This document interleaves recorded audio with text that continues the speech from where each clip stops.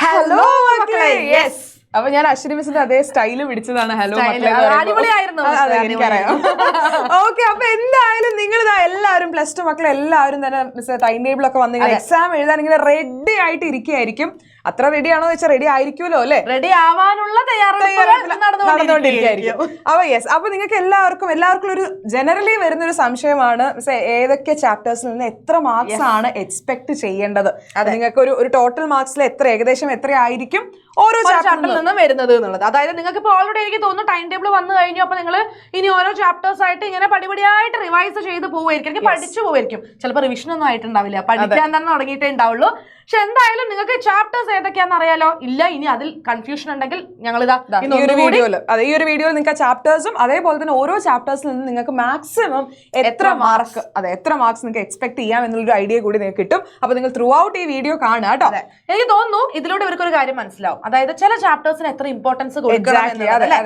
ചില ചാപ്റ്റേഴ്സ് നിങ്ങൾ നന്നായിട്ട് പഠിക്കേണ്ടി വരും, കാരണം കൂടുതൽ ക്വസ്റ്റ്യൻസ് വരുന്നത് ആ ചാപ്റ്ററിൽ നിന്നായിരിക്കും. അപ്പൊ അതൊക്കെ മനസ്സിലാക്കാൻ വേണ്ടിയിട്ടാണ് ഞങ്ങൾ ഇന്ന് വന്നിരിക്കുന്നത്. അപ്പൊ വീഡിയോ കണ്ടിന്യൂസ് ആയിട്ട് കാണാം കേട്ടോ. ഓക്കെ, അപ്പൊ ആദ്യത്തെ ഏതാണ് മിസ് പറയൂ? നമ്മുടെ കമ്പ്യൂട്ടർ സയൻസ്. ആക്ച്വലി കമ്പ്യൂട്ടർ സയൻസുകാർക്ക് എപ്പോഴും ഒരു പരാതി ഉണ്ട്, അവര് ലാസ്റ്റിലേക്കാണ്, നമ്മൾ പറയാറില്ല, നമ്മൾ വിട്ടുപോവാറാണ്. അപ്പൊ അതുകൊണ്ട് ഇത്തവണ നിങ്ങളെ തന്നെ ആദ്യം കമ്പ്യൂട്ടർ സയൻസ് തന്നെ വെക്കാന്ന് വിചാരിച്ചു. ഓക്കെ, അപ്പൊ കമ്പ്യൂട്ടർ സയൻസ് മൊത്തം എനിക്ക് തോന്നുന്നു 4 ചാപ്റ്റേഴ്സ് ആണ് അല്ലെ. Structures and pointers, concepts of object oriented programming, data structures and operations, web technology. അപ്പൊ ഇതിൽ ഏറ്റവും കൂടുതൽ വെയിറ്റേജ് വരുന്നത് അല്ലെങ്കിൽ മാർക്ക് ഏറ്റവും കൂടുതൽ മാർക്സ് ഏറ്റവും കൂടുതൽ ക്വസ്റ്റ്യൻസ് വരുന്ന ചാപ്റ്റർ എന്ന് പറയുന്നത് സ്ട്രക്ചേഴ്സ് ആൻഡ് പോയിന്റേഴ്സ് തന്നെയായിരിക്കും. അതായത് മൊത്തം 26 മാർക്ക് വരെ നിങ്ങൾക്ക് എക്സ്പെക്ട് ചെയ്യാം. മാക്സിമം 26 മാർക്ക് വരെ ആ ഒരു ചാപ്റ്ററിൽ നിന്ന് ഉണ്ടായിരിക്കും. ആൻഡ് നമ്മൾ ബാക്കി ചാപ്റ്റേഴ്സ് നോക്കുകയാണെങ്കിൽ എനിക്ക് തോന്നുന്നു വെബ് ടെക്നോളജിയാണ് പിന്നെ നമുക്ക് കൂടുതൽ എക്സ്പെക്ട് ചെയ്യാൻ പറ്റുന്ന ചാപ്റ്റർ. 24 മാർക്കിനാണ് ആ ഒരു ചാപ്റ്ററിൽ നിന്ന് ചോദിച്ചിട്ടുള്ളത്. സോ ഏകദേശം നമ്മളൊരു 20 to 25 ചെറിയ ഇപ്പൊ നിങ്ങൾ 24 എന്ന് പറഞ്ഞാൽ 24 തന്നെ എക്സ്പെക്ട് ചെയ്ത് ചിലപ്പോൾ 23 ആയിരിക്കാം. ഇവിടെ 23 ആയാൽ ചിലപ്പോൾ ഇത് 9, 10 ആയി മാറാം. അങ്ങനെ ചെറിയ വേരിയേഷൻസ് ഉണ്ടാവും. പക്ഷെ നമ്മൾ കഴിഞ്ഞ കൊല്ലത്തെ ക്വസ്റ്റ്യൻ പേപ്പറിൽ വന്നിട്ടുള്ള ഒരു പാറ്റേൺ വെച്ചിട്ടാണ് ഇത് പറയുന്നത്. അപ്പൊ നിങ്ങൾക്ക് ഏറെക്കുറെ എത്ര ആയിരിക്കും എന്നുള്ള ഒരു കാര്യം നിങ്ങൾക്ക് ഒരു ഐഡിയ കിട്ടും അല്ലെ. പിന്നെ കോൺസെപ്റ്റ്സ് ഓഫ് ഒബ്ജക്ട് ഓറിയന്റഡ് പ്രോഗ്രാമിംഗിൽ നിന്ന് ഒരു 9 മാർക്സിലൊക്കെയാണ് കഴിഞ്ഞ തവണ ചോദിച്ചിട്ടുള്ളത്.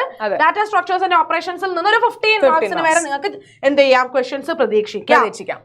ഓക്കെ, അടുത്തത് ഏതാണ്? നമ്മുടെ ബോട്ടണി. ബോട്ടണിയിൽ നമുക്ക് ആകെ 2 ചാപ്റ്റേഴ്സേ ഉള്ളൂ. ഒന്ന് സെക്ഷൽ റീപ്രൊഡക്ഷൻ, ഫ്ലവറിംഗ് പ്ലാന്റ്സും അതുപോലെ തന്നെ ബയോടെക്നോളജിയുടെ പ്രിൻസിപ്പിൾസ് ആൻഡ് പ്രോസസ്സസ്. അത് തന്നെ നിങ്ങൾക്ക് കംപ്ലീറ്റ് ഇല്ല. അപ്പോ അതുകൊണ്ട് ഈ 2 ചാപ്റ്റേഴ്സ് നമ്മൾ എടുത്തു കഴിഞ്ഞാൽ ഇതിൽ ഏറെക്കുറെ ഒരേപോലെ തന്നെയാണ് വെയിറ്റേജ് വരുന്നത്.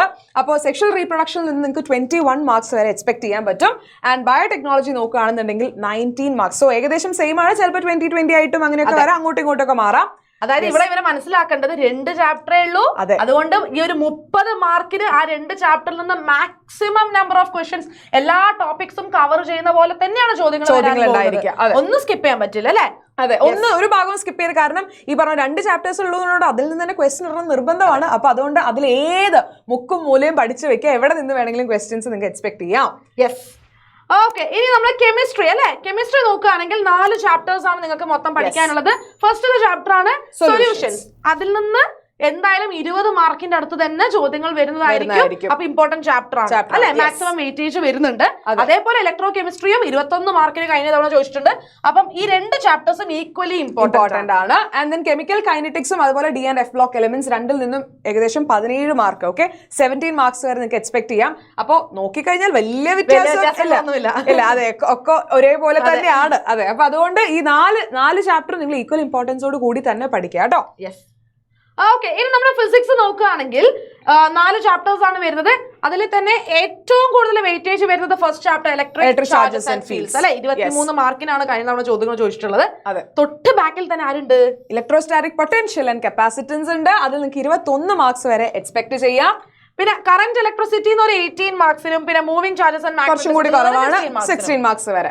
അപ്പൊ എനിക്ക് തോന്നുന്നു ചില ആൾക്കാർക്ക് ചിലപ്പോൾ 4 ചാപ്റ്റർ കംപ്ലീറ്റ് ചെയ്യാൻ പറ്റണമെന്നില്ല, പഠിച്ചു തീർക്കണമെന്നില്ല. അപ്പം ഈ ആദ്യത്തെ 3 ചാപ്റ്റേഴ്സ് എങ്കിലും മാക്സിമം പഠിച്ചു വെക്കാം കേട്ടോ.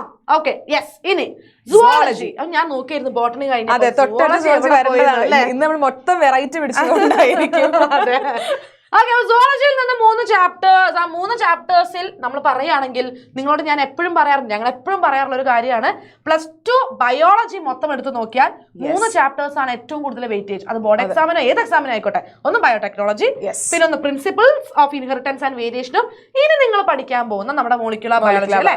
അപ്പൊ ഈ 3 ചാപ്റ്ററിൽ നിന്ന് ഏറ്റവും കൂടുതൽ വെയിറ്റേജ് നിങ്ങൾ ഏത് പരീക്ഷയ്ക്ക് എക്സ്പെക്ട് ചെയ്തോ ഇവിടെ അതുപോലെ തന്നെയാണ്.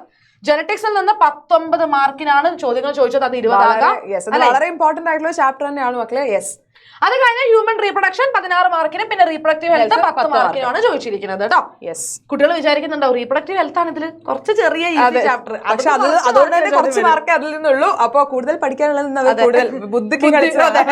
അതുകൊണ്ട് നിങ്ങൾക്ക് യെസ്, ഈ ചാപ്റ്റർ വളരെ ഇമ്പോർട്ടന്റ് ആണ്. ഈ പറയുന്ന പ്രിൻസിപ്പിൾസ് ഓഫ് ഇൻഹെറിറ്റൻസ് നന്നായിട്ട് തന്നെ പഠിക്കുക. എല്ലാ ചാപ്റ്ററും പഠിക്കണമല്ല, കാരണം അതിൽ നിന്നാണ് കൂടുതൽ വെയിറ്റേജ് വരുന്നത്. ഓക്കെ, ഇനി നമ്മുടെ മാത്സ് എനിക്ക് തോന്നുന്നു 5 ചാപ്റ്റർ വരുന്ന മാത്സ് തന്നെയാണ്. അതായത് നിങ്ങൾ ഏറ്റവും കൂടുതൽ സമയം കണ്ടെത്തുന്നത് മാത്സ് ആണ് പഠിക്കാൻ. അതെ, അത് നിങ്ങൾ എപ്പോഴും പറയും ചെയ്ത് തന്നെ പഠിക്കണം. നിങ്ങൾ മാത്സ് ആകുമ്പോൾ ഒരിക്കലും എന്ത് ചെയ്യരുത്, നിങ്ങൾ വായിച്ച് പഠിക്കരുത്. പ്രോബ്ലംസ് ഓരോന്നും നിങ്ങൾ ചെയ്ത് തന്നെ പഠിക്കുക. അങ്ങനെ അത് പഠിയുള്ളൂ. അതാണ് മാത്സിന്റെ ഒരു പ്രത്യേകത. അപ്പൊ അങ്ങനെ തന്നെ പഠിക്കാം. യെസ്, അപ്പം സിമ്പിൾ ചാപ്റ്റേഴ്സ് ആയിട്ടുള്ള റിലേഷൻസ് ആൻഡ് ഫംഗ്ഷൻസിൽ നിന്ന് വെറും മാർക്ക് കുറവാണ്. പക്ഷെ ഇൻവേഴ്സ് ട്രിഗ്നോമെട്രിക് ഫംഗ്ഷൻസിൽ നിന്ന് 11 മാർക്കിന് ചോദ്യങ്ങൾ ചോദിച്ചിട്ടുണ്ട്. എനിക്ക് തോന്നുന്നു അത് പക്ഷെ കുറച്ച് പഠിക്കാനുണ്ട്. എന്നിട്ട് ഇൻവേഴ്സ് ട്രിഗ്നോമെട്രി എന്താ കുറച്ചേ ഉള്ളൂ, എനിക്ക് മറന്നുപോയി. ഓർമ്മയില്ലാതെ എന്തായാലും വെയിറ്റേജ് കുറവാ, 11 മാർക്ക്. 13 ഉള്ളൂ. മെട്രിസസ് ഈസി ചാപ്റ്റർ ആണ്, 17 മാർക്ക്. 17 മാർക്ക് സ്കോർ ചെയ്യാം. ഡിറ്റർമിനൻസിൽ നിന്നും നിങ്ങൾക്ക് 20 മാർക്ക്. യെസ്, പിന്നെ കണ്ടിന്യൂറ്റി ആൻഡ് ഡിഫറൻഷ്യബിലിറ്റി എനിക്ക് പണ്ടേ ഇഷ്ടമല്ല. ആ ചാപ്റ്ററിൽ നിന്ന് 20 മാർക്കിനാണ് പക്ഷെ ചോദ്യങ്ങൾ ചോദിക്കാൻ പോകുന്നത് കേട്ടോ. അത്രേ ഉള്ളൂ. യെസ്, അപ്പൊ ഇത്രയാണ്. നിങ്ങൾ എല്ലാ സബ്ജക്ട്സും കണ്ടു. അതിലുള്ള ഓരോ ചാപ്റ്റേഴ്സ് ഏതാന്നുള്ളത് നിങ്ങൾക്ക് ഇപ്പോൾ ഒരു ഐഡിയ കിട്ടിയിട്ടുണ്ടായിരിക്കും. ആൻഡ് അതിൽ വരുന്ന മാർക്സും. യെസ്, അപ്പൊ പൊതുവേ നമ്മൾ എപ്പോഴും വിചാരിക്കും ലാസ്റ്റ് ചാപ്റ്റർ ആവുമ്പോൾ അത്ര വെയിറ്റേജ് ഉണ്ടാവില്ല, ഇങ്ങനെ എക്സാമിനോട് അടുപ്പിച്ചാൽ വെയിറ്റേജ് കുറയുന്നതാണ്. പക്ഷെ ഇതിപ്പോ നിങ്ങൾക്ക് കണ്ടപ്പോൾ മനസ്സിലായിട്ടുണ്ടാവും, ഏത് സബ്ജക്ട് എടുത്താലും അതിന്റെയൊക്കെ അവസാനം വരുന്ന ഓരോ വെയിറ്റേജ്. പക്ഷെ ഇപ്പൊ ഞങ്ങൾ പറഞ്ഞ പോലെ നിങ്ങൾക്ക് ഇപ്പം ചില കുട്ടികൾ, നമുക്ക് അങ്ങനെയല്ല, ചില കുട്ടികൾ ചിലപ്പോൾ അവസാന നിമിഷം പഠിക്കാനിരിക്കുന്ന ധാരാളം കുട്ടികൾ ഉണ്ടാവും. അപ്പൊ അവരെന്ത് ചെയ്യുക, ആദ്യത്തെ ചാപ്റ്റേഴ്സ് എങ്കിലും കവർ ചെയ്യാൻ ശ്രമിക്കുക. അല്ലെങ്കിൽ അതിൽ തന്നെ നിങ്ങൾ അതിൽ തന്നെ ഈ വെയിറ്റേജ് കൂടിയിട്ടുള്ള ചാപ്റ്റേഴ്സ് കുറച്ചുകൂടി ഫോക്കസ് ചെയ്യുക. കാരണം ഇതിൽ നമ്മളിപ്പോ ഇൻക്ലൂഡ് നമ്മൾ ഓർ ക്വസ്റ്റൻ ഒക്കെ കൺസിഡർ ചെയ്തിട്ടുള്ള മാർക്കാണ്. അപ്പൊ അതുകൊണ്ട് തന്നെ നിങ്ങൾക്ക് എന്താണ് ഓർ ക്വസ്റ്റൻസ് ഉണ്ടായിരിക്കും. അപ്പോൾ എന്താണ് ഓർ ക്വസ്റ്റൻ ചെയ്യണമെന്നുണ്ടെങ്കിൽ നമ്മൾ ആ ഏതെങ്കിലും ചാപ്റ്റേഴ്സ് നമ്മൾ സ്ട്രോങ് ആയിരിക്കണം. അപ്പൊ അത് നിങ്ങൾ പഠിക്കാനായിട്ട് ശ്രദ്ധിക്കുക. ഒരു ടെൻഷൻ അടിക്കണ്ട അല്ലെ മിസ്സേ? അതെ, ടെൻഷൻ ഒന്നും വേണ്ട. അതായത് എക്സാമിനോട് അടുപ്പിച്ച് മാത്രമല്ല നമ്മളെ എയ്ഗൺ ലൈവുകൾ തരുന്നത്. ഞങ്ങള് ലൈവുകൾ തന്നുകൊണ്ടേയിരിക്കണം. സ്ഥിരമായിട്ട് ചാകരയാണ്. അപ്പൊ എന്ത് ചെയ്യുക, സ്ഥിരമായിട്ട് ലൈവിൽ വരെ നമ്മളെല്ലാം എല്ലാ കാര്യങ്ങളും എക്സാം ഓറിയന്റഡ് ആയിട്ടുള്ള ഒരു എക്സാം പോയിന്റ് ഓഫ് വ്യൂല് നിങ്ങൾക്ക് എല്ലാ കാര്യങ്ങളും പറഞ്ഞു തരുന്നുണ്ടാവും. ക്വസ്റ്റ്യൻസ് ധാരാളം ക്വസ്റ്റ്യൻസ് ഡിസ്കസ് ചെയ്യുന്നുണ്ടാവും, റിവിഷൻ ചെയ്യുന്നുണ്ടാവും, എല്ലാം ചെയ്യുന്നുണ്ടാവും. അപ്പൊ സ്ഥിരമായിട്ട് എന്ത് ചെയ്യുക, നമ്മുടെ ഏകന്റെ ചാനൽ കണ്ടുകൊണ്ടേ ഇരിക്കുക. അതേപോലെ ഈ വീഡിയോ നിങ്ങൾ മാക്സിമം ഫ്രണ്ട്സിന് ഷെയർ ചെയ്യാൻ, നിങ്ങളുടെ കൂടെ +2 പഠിച്ചുകൊണ്ടിരിക്കുന്ന കുട്ടികൾക്കൊക്കെ ഷെയർ ചെയ്ത് കൊടുക്കുക. അവരോട് പറയാ ഇതാണ് വെയിറ്റേജ്, ഇതിനനുസരിച്ച് വേണം നമ്മൾ ഈ പ്രിപ്പയർ ചെയ്യാനായിട്ട്. ആൻഡ് വീഡിയോ ഇഷ്ടപ്പെട്ടുണ്ടെങ്കിൽ ലൈക്ക് ചെയ്യാൻ മറക്കരുത്. ഇനി ഇതുപോലെ കുറെ വീഡിയോസ് നിങ്ങൾക്ക് ആവശ്യമുള്ള എല്ലാ വീഡിയോസും നമ്മുടെ ചാനലിൽ വരുന്നുണ്ടായിരിക്കും. അതുകൊണ്ട് സബ്സ്ക്രൈബ് ചെയ്യാൻ മറക്കരുത്. സബ്സ്ക്രൈബ് ചെയ്യാൻ പറയാം. അപ്പൊ അങ്ങനെയാണെങ്കിൽ അടുത്തൊരു വീഡിയോയിൽ കാണാം. ബൈ.